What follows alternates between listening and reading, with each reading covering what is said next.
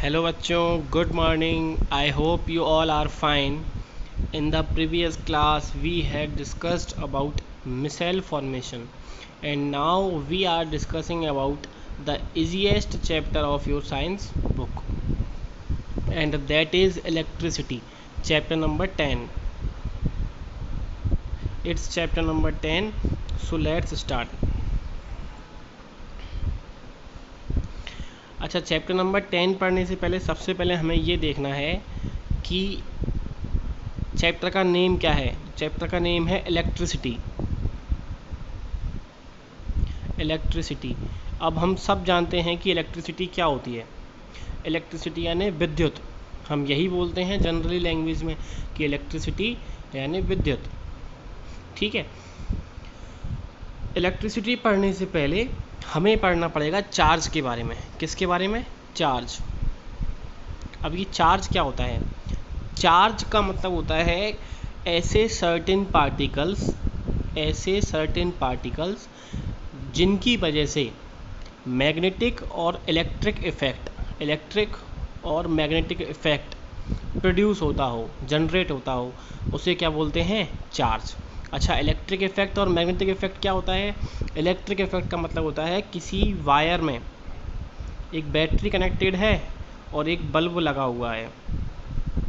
ये बल्ब जल रहा है, ठीक है, क्योंकि इसमें से इलेक्ट्रिक करंट पास हो रही है। तो इलेक्ट्रिक करंट पास होने की वजह से ये जो बल्ब जल रहा है अब, तो इस वायर के चारों ओर एक फील्ड जनरेट हो जाती है, एक क्षेत्र जनरेट हो जाता है, और उसे ही क्या बोलते हैं? Electric field. ऐसे ही सेम, बिल्कुल ऐसे ही सेम, अगर किसी वायर में करंट फ्लो हो रही है और वहाँ पर कोई सर्किट, जैसे बल्ब ही मान लो, बल्ब हमने कनेक्ट कर रखा है, तो इसमें करंट फ्लो हो रही है, तो करंट फ्लो होने की वजह से इसके पास इलेक्ट्रिक फील्ड तो है ही। अगर मैं इस वायर के पास में कहीं भी एक मैग्नेट लेके आता हूँ, नॉर्थ और साउथ पोल जिसमें होते हैं, अगर एक मैग्नेट लेके आता हूँ तो ये मैग्नेट इसकी तरफ अट्रैक्ट होने लगती है, इसके पास आने लगती है, जिससे हमें पता चलता है कि इस वायर में जब इलेक्ट्रिक करंट फ्लो हो रही है तो इसके पास एक मैग्नेटिक फील्ड भी जनरेट होती है। ठीक है, तो मैग्नेटिक फील्ड और इलेक्ट्रिक फील्ड दोनों जनरेट हो जाएं, उसे क्या बोलते हैं? चार्ज। अब चार्ज की अगर बात हो रही है तो जो ये सर्टेन पार्टिकल्स होते हैं, ये हमने अब तक पढ़े हैं प्रोटॉन, इलेक्ट्रॉन और न्यूट्रॉन। प्रोटॉन पे पॉजिटिव चार्ज, इलेक्ट्रॉन पे नेगेटिव चार्ज, और न्यूट्रॉन मतलब न्यूट्रल, मतलब इस पर कोई चार्ज नहीं होता। अगर मैं बात करूं सेम चार्जेस की, अगर पॉजिटिव और पॉजिटिव को हम पास लेके आते हैं तो ये एक दूसरे को रिपल करते हैं। क्या करते हैं? एक दूसरे को रिपल। अगर मैं नेगेटिव चार्ज और नेगेटिव चार्ज को पास लेके आऊँगा तो ये एक दूसरे क्या करेंगे? रिपल। मतलब लाइक चार्ज जो होते हैं, लाइक मतलब सेम, तो जो लाइक चार्ज होते हैं वो क्या करते हैं? एक दूसरे को रिपल। और अगर वहीं में प्लस और माइनस को पास लेके आऊँ तो ये एक दूसरे को क्या करेंगे? अट्रैक्ट। तो यहीं से क्या बात समझ में आती है कि जो अनलाइक चार्जेस हैं ये एक दूसरे को क्या करते हैं? अट्रैक्ट करते हैं। अब हम बात करते हैं, हमने बात कर ली चार्ज की। अब ये जो चार्ज है ये कहीं से फ्लो होता है। मान के चलो ये एक वायर है, इस वायर में चार्ज फ्लो हो रहा है। मान के चलो एक वायर है, इस वायर में चार्ज फ्लो हो रहा है, ठीक है। अब मुझे कैसे पता चलेगा कि जो ये मटेरियल है, इस मटेरियल में ये चार्ज मैंने यहाँ पे मैंने इंसर्ट किया था, तो ये यहाँ पर ये निकल जाएगा, बाहर आ जाएगा, मुझे एक्सर्ट हो जाएगा। इसका पता कैसे चलेगा? ठीक है, तो उसके लिए हमें मटेरियल की प्रॉपर्टी पहचानना ज़रूरी है। मटेरियल। अब मटेरियल की प्रॉपर्टी हम कैसे पहचानें?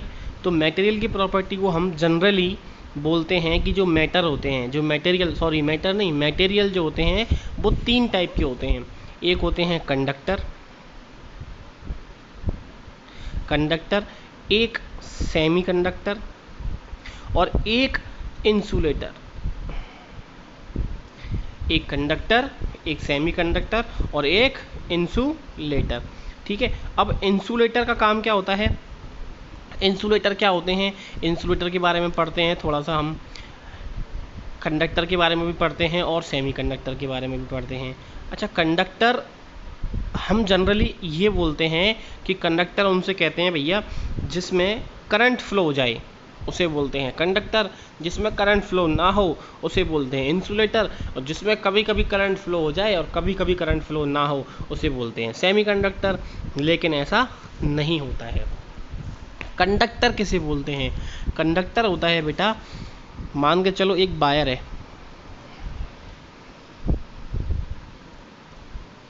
एक वायर है मेरे पास। इस वायर में मुझे पता है ये बहुत सारे एटम से मिलके बना है। ये जो वायर है ये किससे मिलके बना है? बहुत सारे एटम से मिलके बना है। अब इस एटम में हमने पढ़ा था क्लास 9th में कि जो एटम होता है उसमें एक न्यूक्लियस होता है। उस न्यूक्लियस के अंदर क्या क्या होते हैं? प्रोटॉन और न्यूट्रॉन। क्या क्या होते हैं? प्रोटॉन और न्यूट्रॉन। और इसके चारों ओर इलेक्ट्रॉन चक्कर लगाते हैं। अच्छा, तो ये बताओ कि जो एटम है, इस एटम में मूव करने वाली क्या चीज़ है? क्योंकि मुझे पता है एटम के अंदर न्यूक्लियस है और न्यूक्लियस तो कांस्टेंट है, और न्यूक्लियस के अंदर प्रोटॉन और न्यूट्रॉन तो ये भी कांस्टेंट है। तो सिर्फ कौन मूव करता है? इलेक्ट्रॉन। मतलब अगर हम एक एटम की बात करते हैं, मतलब अगर एटम को एनर्जी दी जाए बाहर से, तो सिर्फ और सिर्फ उससे क्या चीज़ मूव करते हैं? उसके इलेक्ट्रॉन मूव करते हैं। तो अगर यहाँ पर जो ये मटेरियल है ये बहुत सारे एटम से मिलके बना है, तो और इन एटम में है इलेक्ट्रॉन। ओनली क्या मूव करने वाली चीज़ है? इलेक्ट्रॉन। तो अगर इनमें सिर्फ और सिर्फ इलेक्ट्रॉन मूव कर सकते हैं, तो हम क्या ये कह सकते हैं कि ऐसे मटेरियल जिसमें इलेक्ट्रॉन मूव करने के लिए फ्री हों उसे बोलते हैं कंडक्टर। ऐसे मटेरियल जिसमें इलेक्ट्रॉन मूव नहीं कर सकते हों उसे बोलते हैं इंसुलेटर। और ऐसे मटेरियल जिसमें कोई निश्चित टेम्परेचर या फिर बाहर से एनर्जी देने पर इलेक्ट्रॉन मूव कर जाएं उसे बोलते हैं सेमीकंडक्टर। तो यहाँ से एक बात समझ में आई कि जब जब इलेक्ट्रॉन मूव करता है, तब तब उस सब्सटेंस को हम बोलते हैं कंडक्टर। और जब जब इलेक्ट्रॉन मूव नहीं करता है उसे बोलते हैं इंसुलेटर।